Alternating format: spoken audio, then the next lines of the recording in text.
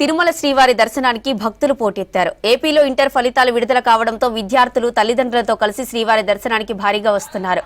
దీంతో పాటు వరుసగా 3 రోజుల సెలవులు రావడంతో భక్తులు తిరుమలకు క్యూ కట్టారు. ఇక మరోవైపు సోమవారం తమిళనాడు వాసులకు ఉగాది వర్ష పర్వ్ న్యూ ఇయర్ కావడంతో అక్కడి నుంచి కూడా భక్తులు పెద్ద ఎత్తున తరలివస్తున్నారు.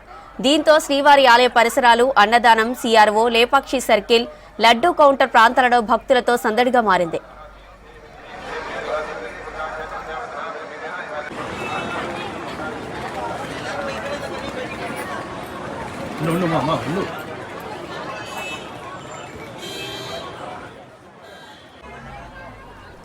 ఇక శ్రీవారి ఉచిత సర్వదర్శనానికి అన్ని కంపార్ట్మెంట్ల నుండి బయట క్యూ లైన్లలో వేచి ఉన్నారు భక్తులు. ఉచిత సర్వదర్శనానికి 24 గంటల సమయం పడుతుంది. ఇక టైం స్లాట్ దర్శనానికి 6 గంటలు, ప్రత్యేక ప్రవేశ దర్శనానికి 5 గంటల సమయం పడుతుంది. ఇక తిరుమల స్వామి గోపురంపై పౌర్ణమి చంద్రుడు అద్భుతంగా కనువిందు చేశాడు. విమాన గోపుర శిఖరంపై మణిబింబంలో చంద్రుడు భక్తులను ఆకట్టుకున్నాడు.